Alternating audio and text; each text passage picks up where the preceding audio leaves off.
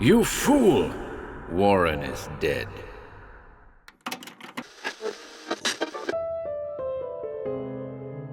Welcome to HorrorBabble. The last Wandrei Tuesday is upon us, ladies and gents. Our third offering is a curiosity by the name of the Chuckler. This one, which first appeared in Fantasy magazine in its September 1934 edition, was apparently inspired by Lovecraft's The Statement of Randolph Carter. We hope you've enjoyed these Wandrei Tuesday offerings, folks.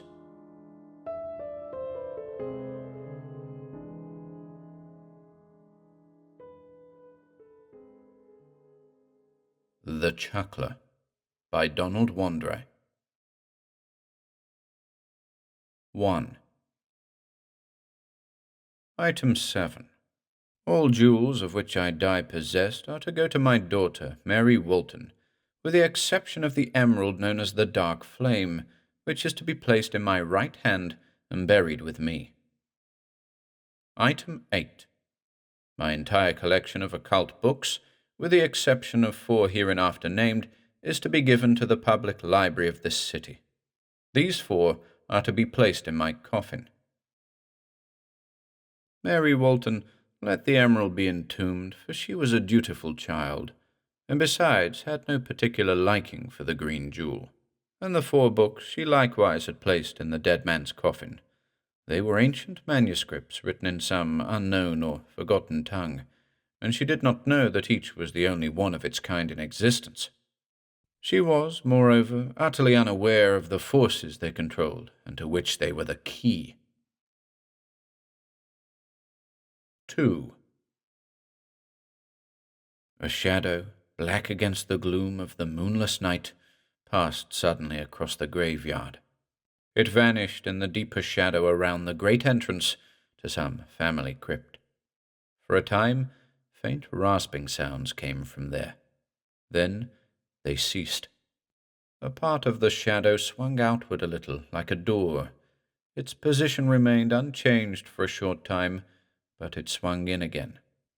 All was silent. 3. It was only by chance that he was returning home at that time. He had gone off duty at 12, but had remained at the station nearly an hour longer, talking with a couple of fellow policemen. 1 hour had not seemed of great importance to him. But it was, for it caused him to be late in passing the graveyard on his way home, late enough to hear the faint rasping sounds, and see the black segment detach itself slightly from the entrance to the crypt, and swing shut a little later. He stopped, and in a moment was silently crossing the graveyard. Dim tombstones now and then flitted from the dusk ahead, and vanished in the dark behind. The grave robber's at it again, he muttered to himself, but he won't get away this time. He suddenly caught his breath. Lord, if it isn't the Walton crypt! I'll bet he's after the emerald they say Walton liked so well that he had it buried with him. The monument loomed before him. The door leading to the vault beneath was closed, but the lock was broken. He had expected something of the sort. He listened for a moment. All was still and silent. He cast a look around at the array of tombstones that rose on every side, white and ghostly, at the cold, pallid stars in the sky above, and at the shut door in front of him. Occasionally, he heard the eerie rustling of the night wind. Except for that, all was deathly still. He cautiously pulled at the door and swung it open. An ebon blackness lay before him, from whose depths arose dank odors, noisome and evil. He shivered involuntarily, and drew forth a gun. He was undecided, and debated for a minute whether to enter or wait for the ghoul to come out. He listened again, but heard no sound.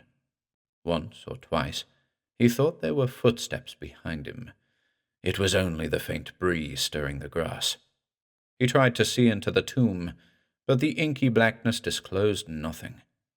The solitary loneliness of the graveyard never lightened. The minutes passed slowly. Yet he was still undecided.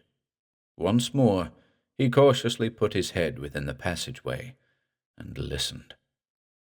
And as he listened, his face went white in the darkness, and he shuddered. For he had scarcely put his head in the entrance when from deep, deep within the tomb rose the dying echo of a long, high scream. And after it came a sound, an indescribable sound, immeasurably distant, as of something chuckling.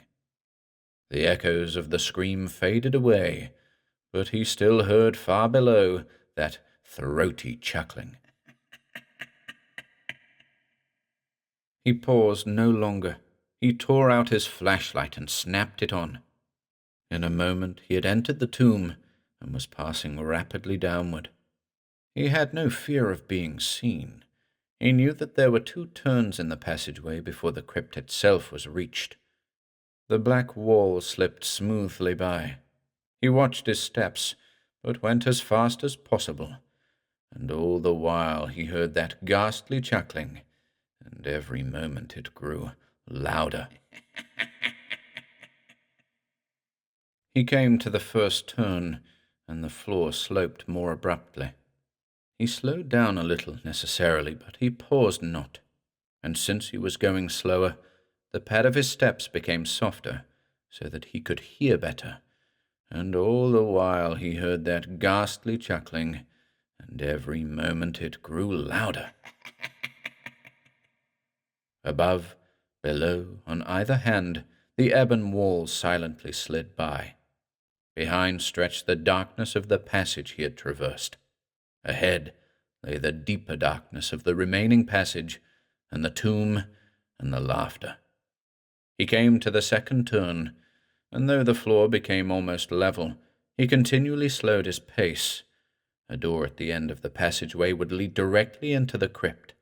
Yet he pressed on, and all the while he heard that ghastly chuckling, and every moment it grew louder.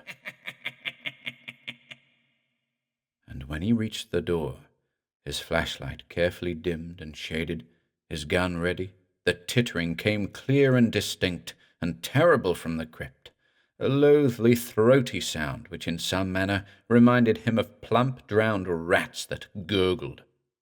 He trembled, and knowing that he could stand it no longer, jerked open the door, flashlight pouring its full whiteness into the tomb before him.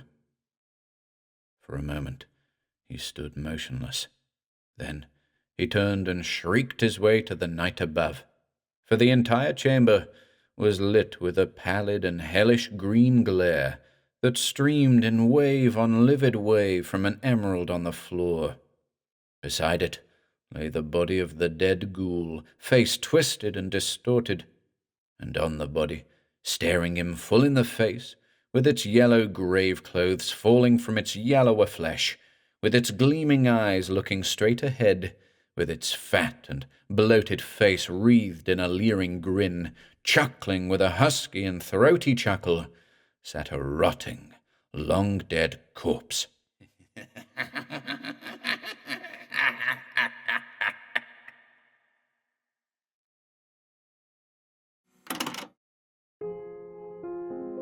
If you enjoyed listening today, be sure to subscribe to the channel by hitting the red subscribe button below. After doing so, click the bell icon next to the subscribe button to receive new content notifications. If you'd like to support our work and receive exclusive perks, consider becoming a channel member by clicking the join button below.